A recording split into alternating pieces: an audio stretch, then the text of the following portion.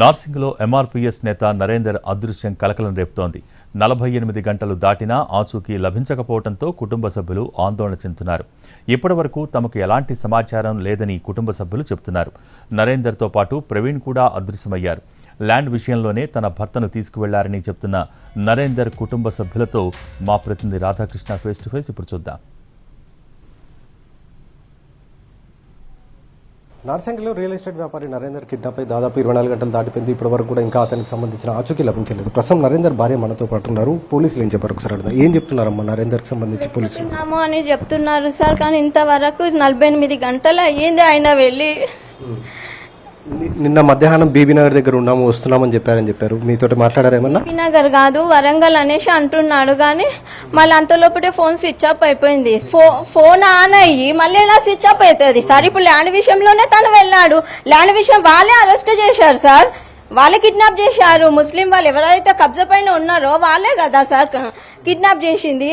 పోలీసులకు చెప్పారా మరి మీరు ఆ విషయాన్ని? మేము రాత్రి మళ్ళీ కిడ్నాప్ కేసు పెట్టాం సార్.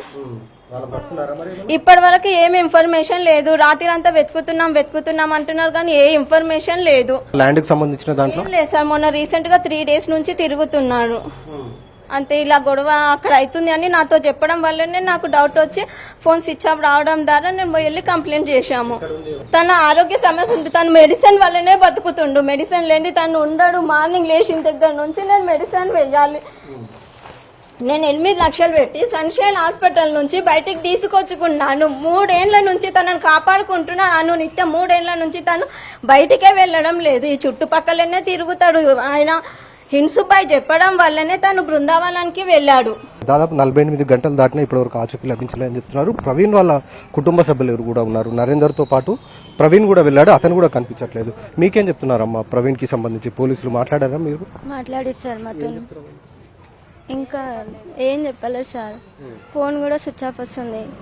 మాకేం అర్థమైతే అసలు వెళ్ళేటప్పుడు కూడా అసలు ఏం చెప్పి వెళ్ళలేడు. మాకు దయచేసి మా బాధను అంగీకరించుతారని కోరుతున్నాం సార్. ఇదంతా ముస్లిం వాళ్ళ ప్లానే సార్. రాత్రి కూడా అసలు అక్కడ అది పెట్టేసి వచ్చినాం సార్. ముందుకెళ్ళి రమ్మా ల్యాండ్ దగ్గరికి వెళ్ళి అక్కడ చేయడం ఇది మొన్ననే జరిగింది సార్. అసలు ప్రవీణ్ కి సంబంధించిన కుటుంబ సభ్యుల వర్షను ఇప్పటి వరకు దాదాపు 2కి సంబంధించిన ఆచూకీ అయితే లభించలేదు. నిన్న వరంగల్ నుండి బయలుదేరుతున్నామని చెప్పి ఆ తర్వాత ఫోన్ ని స్విచ్ ఆఫ్ చేశారు. ఇప్పుడు వాళ్ళు ఎక్కడున్నారు, వాళ్ళకి ఎలాంటి ప్రాణహాని జరిగిందా, వాళ్ళకి సంబంధించిన సమాచారం లేకపోవడంతో కుటుంబ సభ్యులు అయితే ఆందోళనలో ఉన్నారు. మరొకవైపు పోలీసులు 4 టీంలు ఏర్పాటు చేసి వీళ్ళిద్దరి ఆచూకీ కనిపెట్టేందుకు ప్రయత్నం చేస్తున్నారు. ల్యాండ్ కు సంబంధించిన వివాదమే వీళ్ళిద్దరి కిడ్నాప్ కి కారణంగా ఇప్పటి వరకు అయితే అనుమానిస్తున్నారు కుటుంబ సభ్యులు.